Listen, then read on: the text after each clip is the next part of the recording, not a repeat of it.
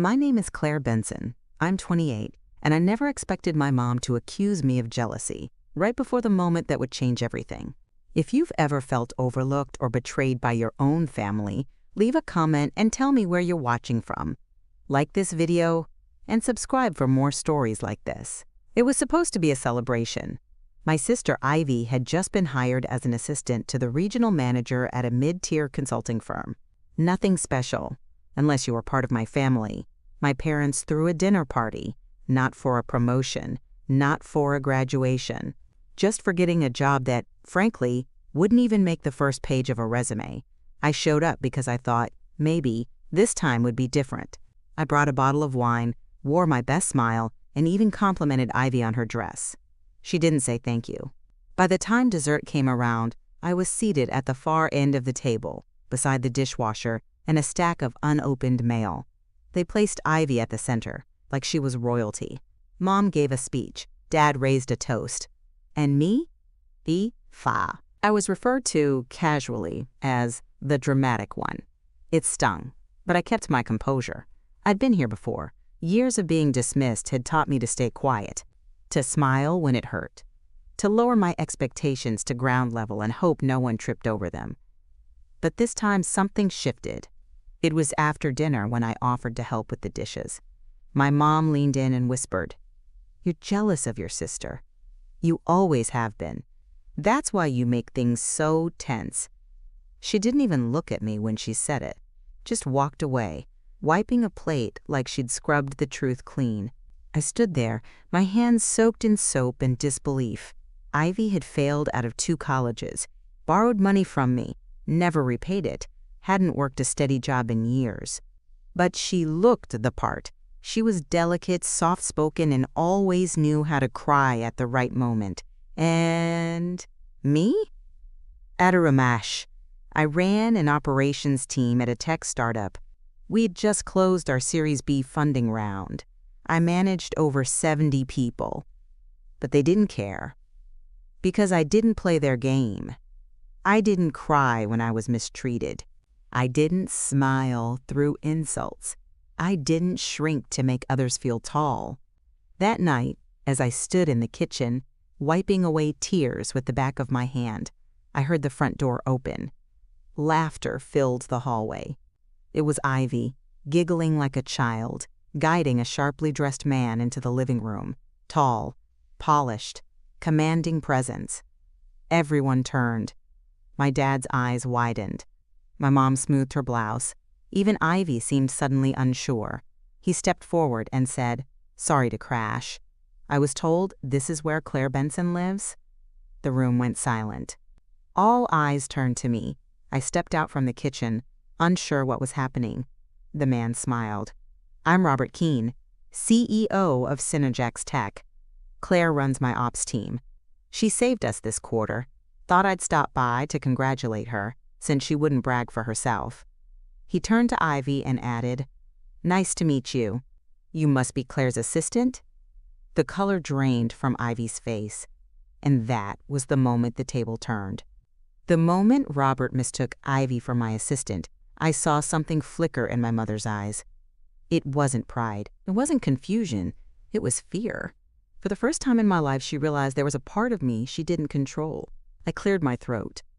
"Robert, this is my sister, Ivy. She just started working at Finch & Rowan." He smiled politely but didn't press further. Mom tried to recover. "Claire didn't tell us she had such an important boss." I shrugged. "You never asked what I did." It landed like a brick in a room full of glass. Dad stood, offering Robert a drink, while Ivy sunk slowly into the couch, her laugh now strangely hollow. Robert didn't stay long. Just 15 minutes. Long enough to shift the gravity in the room. When he left, my parents turned cold. "You set that up," Ivy said, crossing her arms. "I didn't even know he was coming." "You're always trying to one-up me," I wanted to scream, to remind her of all the times I stayed silent while she was handed credit, grace, and money. Instead, I left. That night, I sat in my apartment, surrounded by silence, and made a decision. They wouldn't get to write my story anymore. Growing up, I wasn't always the outsider. At least not in the beginning. When we were kids, Ivy was the one who needed more attention. Sickly, sensitive, quick to tears. I was the quiet one who read in corners, brought home perfect report cards, and rarely asked for anything. But somewhere along the line, quiet became cold. Independent became selfish. And Ivy? She became the family's sun. Every missed birthday of mine was because Ivy needed support. Every vacation was scheduled around her meltdowns. Every family photo framed her perfectly. I learned early, love was something you earned by needing them, so I stopped needing. When I got accepted into Northwestern with a scholarship, Mom said, "That's nice, but Ivy's therapist thinks college will overwhelm her." When I landed my first internship, Dad asked, "Do they pay?" When I got promoted to department head at 26, they didn't say a word. But when Ivy got a part-time job tutoring art students, they threw a brunch. I started to wonder if I was adopted, or invisible, or both. One winter, Ivy totaled her car texting while driving. My parents called me, not to help her, but to pay for it. "She's fragile," Mom whispered, "and you're doing well." I paid. They never reimbursed me, never even said thank you. Years passed like that. I was the family's invisible spine, always supporting, never acknowledged, until now. Now, someone else had seen me, named me, respected me, and that terrified them, because if I could rise without them, what did that say about their favoritism? 3 days after the dinner party, Mom called. "Your little performance was unnecessary," she said. I paused. "What performance?" "Having your boss show up like that." "He surprised me." "Well, it embarrassed your sister." There it was. Not, "We're proud of you." Not, "That was impressive." Just another reminder that Ivy's feelings were the only ones that mattered. "She'll recover," I said flatly. "I always do." Mom's breath caught. "What's that supposed to mean?" "Exactly what it sounds like." I hung up, and I meant it. They'd pushed me out my entire life. Now I was walking through the door and locking it behind me. But I wasn't done. I was going to do what I had always been told not to do, shine where they could see it. I started making a list, not a revenge list, a truth list. Every moment I swallowed my pride to protect theirs. Every family event where I was the afterthought. Every achievement they ignored because it didn't fit their narrative. And most of all, every time I pretended it didn't hurt. Ivy got therapy, parental support, and forgiveness on tap. I got lectures on humility. The worst part? I believed them for years. I thought I was the problem. I remembered the night of my senior prom. My dress was too grown up, Mom said. Too bold, too fitted, too me. So I changed. Ivy cried when she couldn't find her lipstick, so Mom gave her mine. They took pictures with her, none with me. That was the night I learned that silence was easier than pain. When I moved out at 22, it wasn't a celebration. It was, finally. Ivy's room stayed untouched. Mine was turned into a craft room within weeks. And yet, they still expected me to come home for every holiday, bring gifts, cook, help. I did, because a small part of me still wanted to be chosen. But not anymore. The day after my mom's call, I got a message. Robert wanted me to present at our company's upcoming investor showcase. Front and center. It was the biggest event of the year. Media. Board members. Potential partners. He said he trusted me to lead it. So I did. I spent weeks preparing my pitch, my data, my slides. I rehearsed in hotel rooms. Skipped social outings. Poured everything I had into making it unforgettable. And then something strange happened. Mom started texting more. "How's work?" "Heard you were busy." "Any news on that promotion?" It was like watching someone rehearse empathy. But I didn't buy it. I replied politely. Briefly. Until one day she asked, "Are we invited to your presentation?" And I paused. Not because I wanted to say yes, but because a tiny part of me wanted them to see. See the version of me they never acknowledged, the one they buried under years of, "She's just difficult." So I said, "Sure, but come early. It fills up fast. The day of the showcase, I wore a slate gray blazer and soft peach blouse. Understated. Powerful. I spotted them in the second row. Mom, Dad, Ivy. Ivy wore her usual passive-aggressive face. Slight pout, overdone makeup, like everything was just too hard. But when Robert walked up to introduce me, the tone changed. He called me the force behind our growth, said I was the most capable mind in the room, then handed me the mic. I stood on that stage, not shaking, not shrinking. I stood tall, and I owned it. My slides clicked, my voice was clear. I made the room laugh, then fall silent with data that spoke for itself. I ended with a quote I'd carried for years. Respect isn't requested, it's earned, and then noticed when you no longer seek it. When I stepped off stage, the applause didn't stop. My family didn't clap at all. But I didn't care, because I finally saw them for who they were, spectators to a life they never built, now shocked to realize I had built it without them. They didn't speak to me after the presentation, not that night, not the next day. 3 days later, Mom sent a text.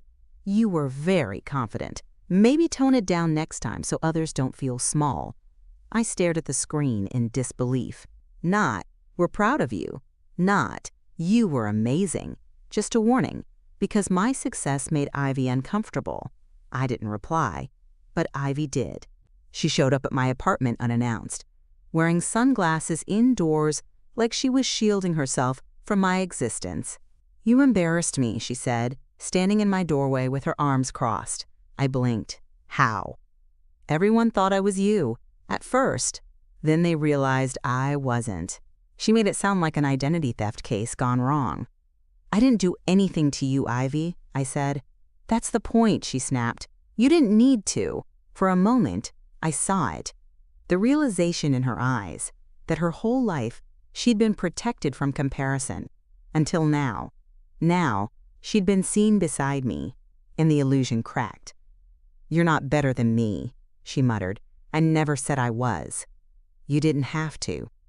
I shut the door gently after she left, not because I was angry, but because I was done holding doors open for people who only ever walk through with muddy feet.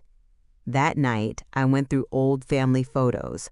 I wasn't in most of them. Not the Christmas where I baked everything. Not the birthday Ivy cried through. Not the graduation where I stood in the back row because no one saved me a seat. I felt the grief rise up, not for what happened, but for all the ways I let them convince me I deserved less. The next weekend was Dad's birthday. They threw a garden party. I wasn't invited. Again, I found out because Ivy posted a video, her laughing beside him as he blew out candles on a cake I used to bake every year. The caption said, "Family means everything," and I finally let go. I didn't text, I didn't show up, I didn't ask why. Instead, I took a walk through the city, alone but whole. I passed by a bookstore and went in, bought a journal, wrote the first line. They told me I was too much. I finally realized I was just never theirs to understand. The following Monday, I submitted a request to relocate temporarily. Our London office needed a strategic advisor, and Robert had already hinted I'd be perfect. I didn't tell my family, they didn't ask, but word got around, and the silence turned into noise. First from Mom, "You're leaving the country? Why didn't you say anything?" Then from Dad, "What about family dinners, holidays?" And finally Ivy, "I hope you're not running away. That's not what mature people do." I typed, then deleted, typed again. Finally I sent, "I'm not running, I'm arriving. My flight was booked for early September. A 1-year assignment in London. Same company, better position, higher pay." Robert called it a, quote, "fast track to executive leadership." But to me, it felt like a doorway, not just out of the city, but out of them. I didn't tell my family until the week before.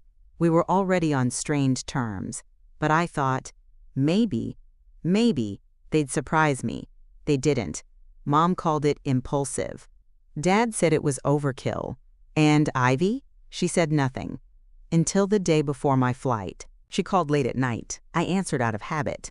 "I hope this isn't forever," she said softly. I waited. No apology, no accountability, just the fear that I might leave and never come back to orbit around her gravity again. I said, I don't know what forever looks like. And that was the truth. Because for once, I wasn't making plans based on their emotions. I was building something that didn't require their permission. The day I left, no one came to the airport. Not surprising, but still, it stung until I landed. London greeted me like a fresh page. I found a flat near Hyde Park, walked to work each morning, ran meetings across time zones. For the first time in my life, I wasn't performing for family praise. I was just being. And in the absence of their voices, I began to hear my own. I started sharing insights with junior staff, mentoring 2 women from underrepresented backgrounds, building not just a career, but a legacy. One day, after a successful product launch, Robert called me in. We're restructuring leadership. I want you to run North American operations. From New York. My heart paused. Back to New York? Back to the place where I first learned to be invisible? I'll consider it, I said. I meant it. Because this time, going back wouldn't be a return. It would be a reveal. A quiet revolution walking in heels. I didn't want revenge. I wanted peace. But sometimes, the two wear the same dress. A month later, I returned home, just for a weekend, to sign papers, tour the new office, and attend a business dinner at a private venue. I didn't tell my family I was back. Not at first, until I walked into the restaurant and saw them. My parents, Ivy, sitting at a corner table. They were there for a friend's anniversary. Didn't know I'd be walking into the room. As the guest of honor, Robert stood beside me and introduced me to a circle of CEOs, then turned and waved them over. This is Claire, he said. She's running the entire Eastern Division now. My mom blinked. My dad looked down. Ivy choked on her champagne. I nodded politely, then turned back to the conversation, never breaking stride. That dinner was the most surreal moment of my life. I didn't plan it, didn't orchestrate it, but fate, or something close, lined everything up perfectly.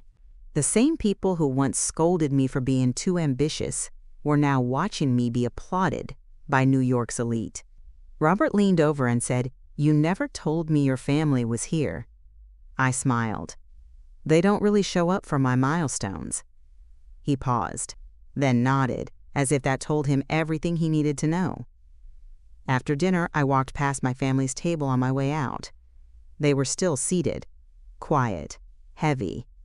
My mom stood. "Claire." I stopped. Her voice was gentler now, tighter, like she was trying to grab hold of something slipping away. "We didn't know you were doing so well." I tilted my head. "I didn't think it mattered to you." "That's not fair." I laughed softly. "No, it's not." She looked around, probably hoping to find a way to save face in front of strangers. But this wasn't her stage anymore. I said nothing else, just walked away. The next day, I received a long email from my dad. It was full of half-hearted nostalgia, memories from when I was a child, vague regrets, lines like, "We didn't realize how much we hurt you," and "We always believed you'd do well," but it ended with a sentence I'd never forget.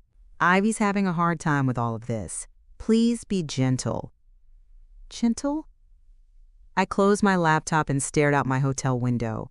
For years, I had lowered my voice, softened my ambition, minimized my success, and now that I finally stood tall, they wanted me to bend again. I didn't reply. Instead, I focused on the team. Mentorship, development, growth.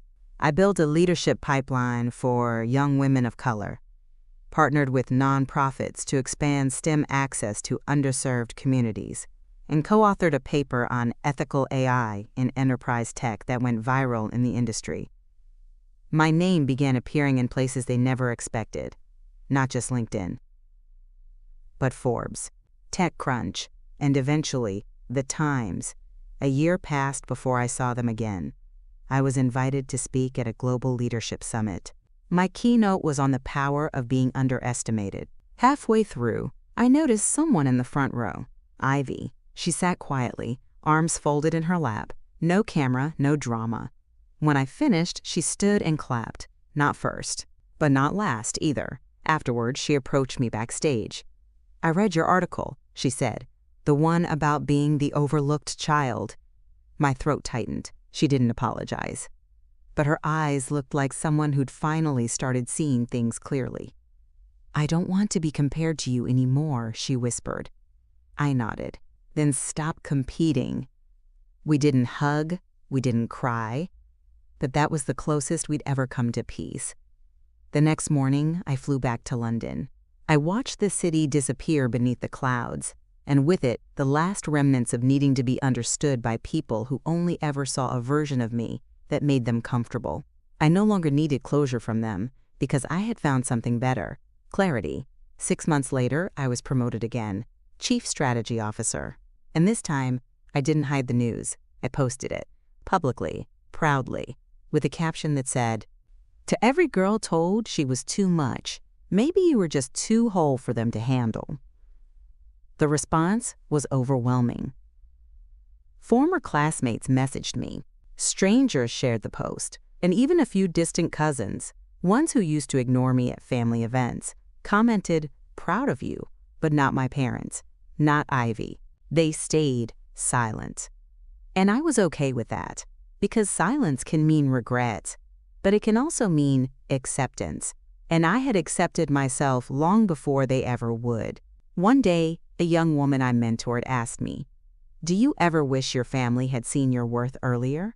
I thought about it. About all the nights I stayed up wondering what I did wrong. All the holidays where my name was missing from the seating chart. All the times my mom whispered things I carried like wounds. And I said, "I wish I had seen it earlier. That would have saved me years of shrinking." She nodded, and I could see it clicked. That's the real victory.